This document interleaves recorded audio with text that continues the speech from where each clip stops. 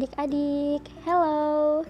Apa kabar? Semoga kalian selalu dalam keadaan sehat walafiat. Are you ready to study? Let's study.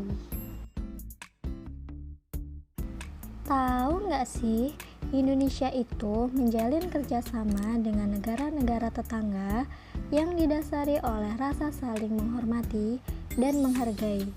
Maksudnya gimana ya? ASEAN atau Association of Southeast Asian Nations atau Perbara, yaitu Persatuan Bangsa-Bangsa Asia Tenggara, dibentuk pada tanggal 8 Agustus 1967 di Bangkok, Thailand. Terbentuknya ASEAN didasari oleh kepentingan bersama dan masalah bersama di Asia Tenggara. Terbentuknya ASEAN diprakarsai oleh 5 menteri luar negeri, yaitu Indonesia, Malaysia, Thailand, Filipina, dan Singapura. Berikut ini adalah menteri luar negeri yang menandatangani deklarasi Bangkok, yaitu Tun Abdul Razak dari Malaysia, Tanat Koman dari Thailand, S. Rajaratnam dari Singapura, Nansisko Ramos dari Filipina, dan Adam Malik dari Indonesia. Setiap organisasi pasti memiliki lambang negara, di mana lambang tersebut memiliki berbagai macam arti, tanpa terkecuali lambang negara ASEAN.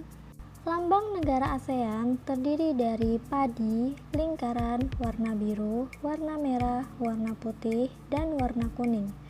Padi melambangkan kesejahteraan, kemakmuran, kesuburan, dan kekayaan. Jumlah 10 batang padi yang terikat melambangkan jumlah 10 anggota ASEAN yang terikat persatuan dan solidaritas. Lingkaran melambangkan kesatuan dan keutuhan. Warna biru melambangkan perdamaian dan stabilitas. Warna merah melambangkan keberanian yang dinamis. Warna putih melambangkan kemurnian atau kesucian, dan warna kuning melambangkan kemakmuran. Jadi, lambang tersebut menggambarkan solidaritas dan kesepakatan ASEAN serta melambangkan adanya ikatan kerjasama untuk mencapai kemakmuran rakyatnya. Tujuan ASEAN: yang pertama, mempercepat pertumbuhan ekonomi, kemajuan sosial, dan kebudayaan di kawasan Asia Tenggara melalui usaha bersama dalam semangat dan persahabatan. Yang kedua, meningkatkan perdamaian dan stabilitas regional dengan menghormati keadilan dan ketertiban hukum ASEAN. Yang ketiga, meningkatkan kerjasama yang aktif, saling membantu satu sama lain. Yang keempat, saling memberikan bantuan dalam segala bidang. Yang kelima, memelihara kerjasama yang lebih erat. Anggota ASEAN. Pada awalnya, jumlah anggota ASEAN hanya 5 negara, yaitu Indonesia, Malaysia, Thailand, Filipina, dan Singapura. Kemudian masuklah Brunei Darussalam pada 7 Januari 1984. Kemudian Vietnam pada 23 Juli 1995, Laos dan Myanmar pada 23 Juli 1997, terakhir Kamboja pada 16 Desember 1998. Berikut ini adalah daftar negara-negara ASEAN. Yang pertama adalah negara Indonesia, yang beribu kota Jakarta. Penduduk Indonesia terdiri atas berbagai suku dengan beragam budaya. Sebagian besar penduduknya bermata pencaharian sebagai petani. Yang kedua, negara Singapura yang beribu kota Singapura. Mata pencaharian sebagian besar penduduk Singapura adalah berdagang. Yang ketiga adalah negara Malaysia yang beribu kota Kuala Lumpur. Malaysia merupakan negara kerajaan bekas penjajahan Inggris pada tahun 1957. Yang keempat adalah negara Thailand yang beribu kota Bangkok. Thailand merupakan negara di Asia Tenggara yang tidak pernah dijajah bangsa Barat. Negara Thailand dikenal sebagai lumbung padi ASEAN karena hasil padinya melimpah. Yang kelima, negara Filipina yang beribu kota Manila. Filipina merupakan negara kepulauan yang merupakan bekas penjajahan Amerika Serikat pada tahun 1946. Yang keenam adalah negara Brunei Darussalam yang beribu kota Bandar Seri Begawan. Negara Brunei merupakan bekas jajahan Inggris. Yang ketujuh adalah negara Vietnam yang beribu kota Ho Chi Minh City yang merupakan bekas jajahan Prancis.